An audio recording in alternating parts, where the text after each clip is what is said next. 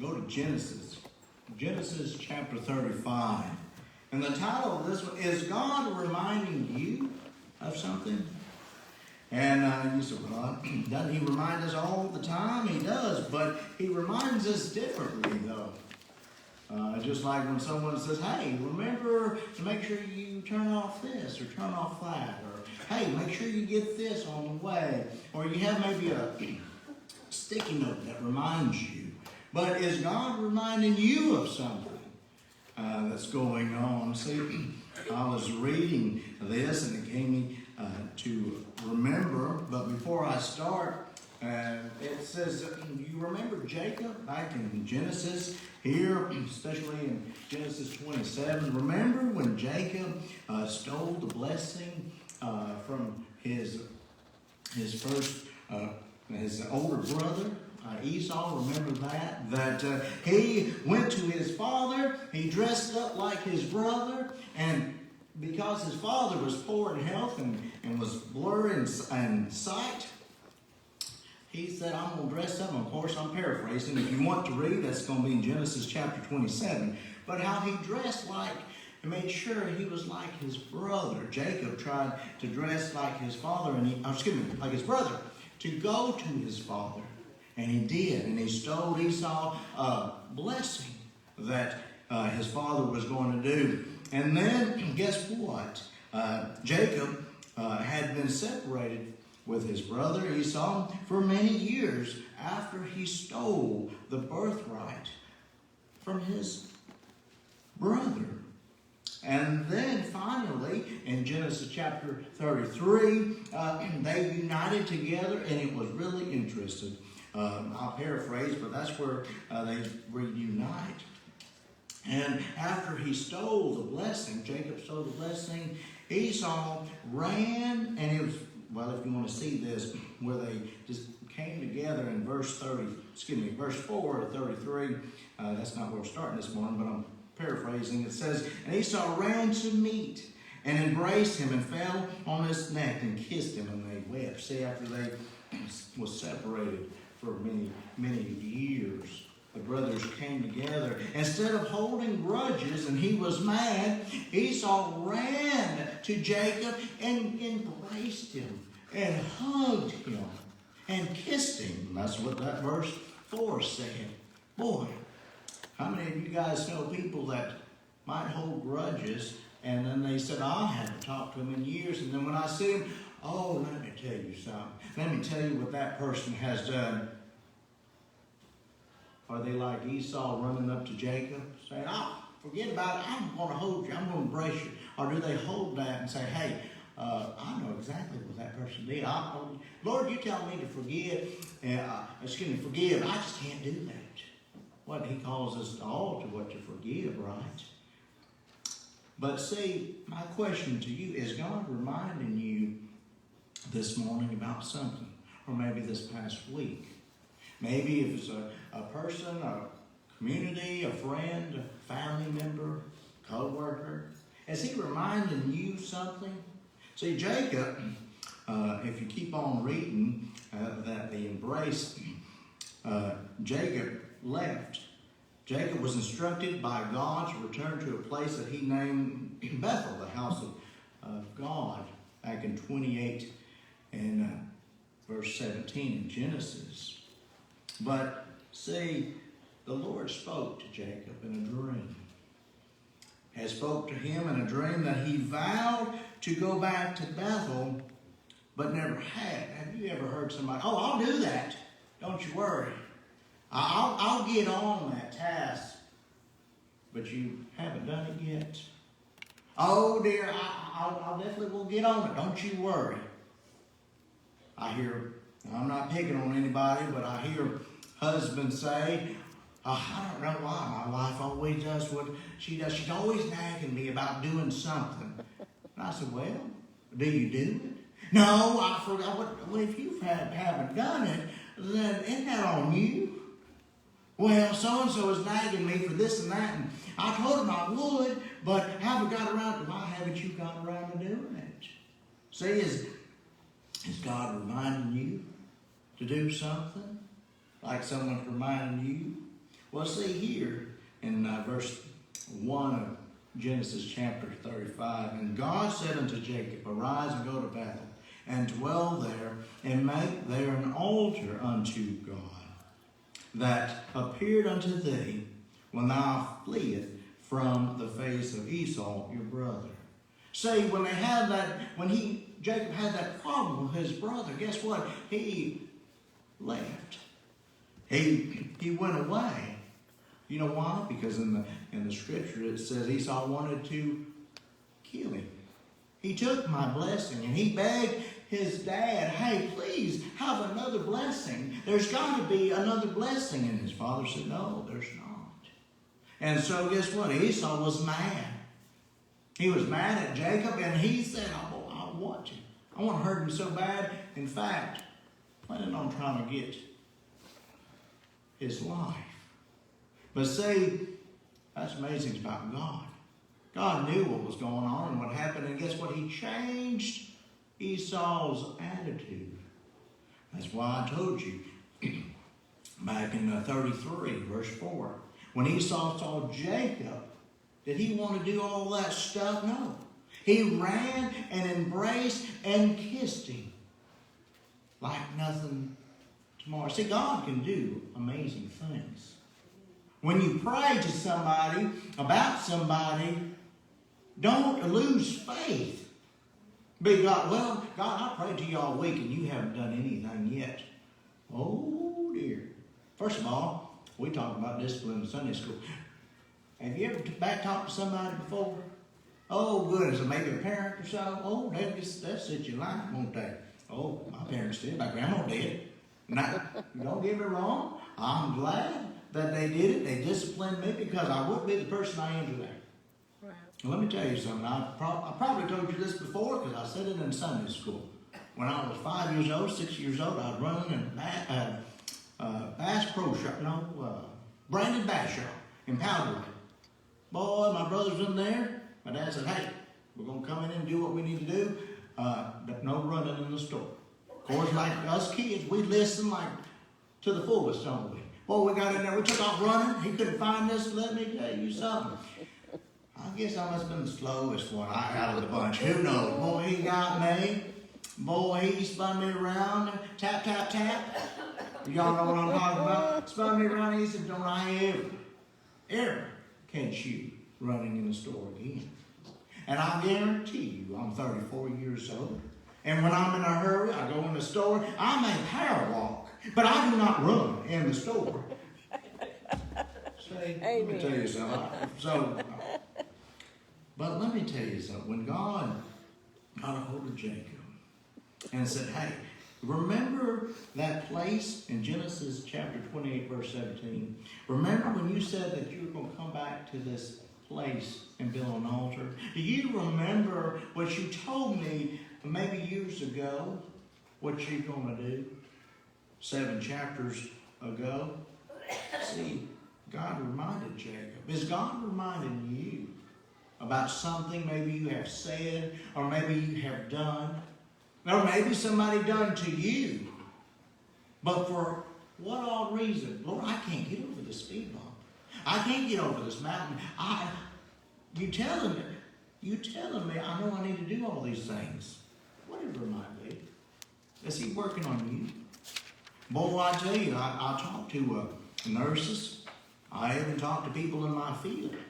I said, do they explain to you, maybe you go to nursing school, and do they explain to you, hey, when you go to be a nurse or working in the medical profession or whatever, do they say, oh, you're going to deal with great people? And do they train you that, hey, it's all great? I mean, everybody that you encounter will do exactly what you ask them to do. Do they tell you stuff like that? No. Do they tell you about patients? Boy, they're yelling and screaming and using words that out of this world. Maybe want to grab or pull. Do they ever tell you? They don't tell me about that. They sure don't. I know they don't tell us about that when I was going to the academy. They didn't say, hey, we'll be dealing with this and that. But boy, when you're in that situation, boy, it's a different story, isn't it?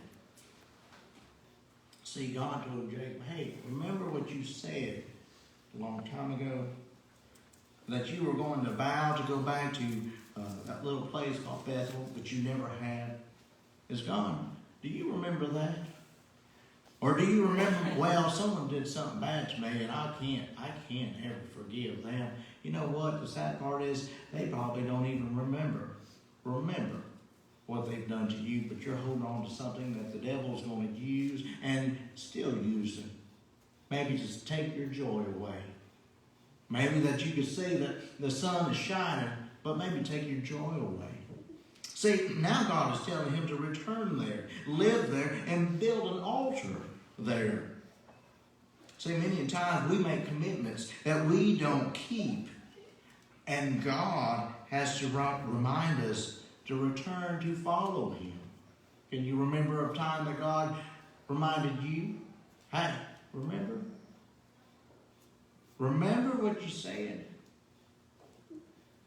Because I've heard many people say, there was this movie I was watching, and it's a good movie, and oh goodness, is it The Runner or something like that? But it's a Christian movie, and I won't go into many details about it, but a gentleman came with his pastor to go visit someone at the hospital, and the pastor went in first, and the guy was stepping outside, in the hallway, and all of a sudden somebody was coming with a tray or something like that, and the person accidentally hit the door and got into a different room. And a gentleman was in the bed. He said, "Hey, who's there?" And he said, "Oh, I'm so and so. I'm here with my pastor. We're here visiting somebody." And he's like, "Well, do you mind while you're waiting? You want to speak with me?" He said, "Well, sure, I'll speak with you." And then all of a sudden, they started a relationship. And the gentleman, he was medical problems. He had diabetes, I think, and then his vision. He couldn't see anymore, but he could hear. And all of a sudden, the pastor got done, and the gentleman said, "Hey, I'll pray for you." And he said, "Okay, we'll do." Well, then all of a sudden, they came back, and they found something in common. He's going to be a coach of a cross country. And then the gentleman said, "What about your team?" And he said, "Well, I just got one." And then he just started saying all the negative things. Well, this and that and that. And then the patient said, "Did you?" And he asked him who he was. And he listed, "I'm a husband, I'm a coach, I do this, I do that." And he got all the way down to the end. And he kept asking, "Well, who are you?" I think that was the question. "Who are you? Who are you?" He said, "What do you mean, who am I?" Finally, he said, "I'm a Christian." He said, "Then why wasn't that your first answer? Why did you, said all these other things, but then you had Christian on the bottom?" Of course, I'm paraphrasing now. And then he asked, he said, "Did you pray for me like you said you were going to?" And all of a sudden you could tell his facial was, "No, I didn't." It was like, "So you said you were going to do something, but you didn't, because the world tackled a lot of things on your plate." See, are we like that? Do we tell God or make commitments to him that we get too busy to do, or that we forget about, or it's not a big deal? But to God, he has to remind us. Let me tell you something. If you don't pay your water bill or your electricity bill, is there a reminder that comes the next month? Yeah. Truly, either what? They shut off the water or what? Or they turn off your electricity, don't they? I remember when Jennifer was born, with everything being so chaotic, and boy, Jennifer being the newborn, I couldn't get enough sleep. Every hour and a half, tag team. Melody would hit me and said, "Hey, it's your turn." I'd hit her. "No, it's your turn." Boy, we were going back and forth. And boy, it's like, boy, how do parents do this? I mean, how do they? And all of a sudden, we had dishes piling up, and so it was time to do dishes, and then somebody drove up to the yard. And all of a sudden, I remember Melody's parents asked, "Hey, what are they doing?" And I said, "Oh, they're probably checking the meter, doing what they need to do and everything." Look, plates. And that water was just pouring out like no tomorrow. And then let me tell you something, what happened? Ooh, the pressure was gone. I said, well, what is it? Melody asked me, she said, did you pay the water bill? I said, to be honest with you, I don't know. I said, we just had a newborn. I said, I don't remember. Maybe I thought I did. I made a phone call and I said, I know you passed due on your water bill. I said, good night, Lord. I said, do what you need to do. I will make sure I have that payment in, because we had tons of dishes that we needed to finish cleaning up. That afternoon, the water was turned on. Let me tell you something, that was a reminder. Hey, you need to make sure you pay what? Your bill. See, there's many times God has had to remind us. What is He reminding you about? Something you said, something you did? See, and as Jacob had placed a stone in the spiritual marking, that if you keep on reading, we'll jump some verses, verse 9, but if you read from 1 to 15, it shows, but it said, and God appeared unto Jacob again, verse 9, and when he came out and blessed him, verse 10, and God said unto him, thy name is Jacob, and thy name shall not be called Jacob anymore, but Israel shall be thy name. And he called his name Israel. And God said unto him, I am God Almighty, be fruitful and multiply. A nation and a company of nations shall be of thee. And the king shall come out of you, and the lands which I've given Abraham and Isaac, and thee, or to thee, I'll give you. And the seed after thee will I give the land. Verse 13, and God went up from him in the place where he talked with him. And Jacob set up a pillar in the place where he talked with him, even a pillar of stone. And he poured a drink offering thereon, and poured of oil in thereon. See, I'll finish up with 15. And Jacob called the name of the place where God spake, or spoke with him, Bethel. See, that's why to me I think it's so important to have some kind of monument, because it reminds us. Like I said, when all these stuff was going on, and I'm not going into details, but y'all know what's going on when they're tearing this down and tearing that down. No, we need them to remind us. There's a gentleman I was talking to, and I told him, I said, it's so important to have reminders. And I know at the courthouse there was 2 water fountains. One was for the whites, and the other one for, it said either colored, I think it said colored. And there was a little boy I remember walking down, and he said, what are those? I said, that right there is an example. Example of what used to be. You see, it used to be, you know, people had to use different things, even water fountains. He said, well, I didn't know that. I said, yeah. But I said, we have come over that now that everybody can use, you know, this and that. But see, he didn't know. You see, if we don't have things to remind us, how would we know? That's why it's so important. Like I said, Jacob placed a stone as a spiritual marker at Bethel after God had spoken to him in a dream. And we sometimes need a reminder from God. Activity in our lives. Because why? We get too busy. All things happen that we lose track of. Why sometimes I heard people say, why don't you just tie a string around your finger? Maybe that'll help you remember. Or maybe sticky notes. Sometimes I'll have to use my phone. Hey, at 2 o'clock, set the alarm because I need to call somebody, or I need to do this. I understand. Sometimes we get busy. But also, is God trying to remind you about something? Or to do something?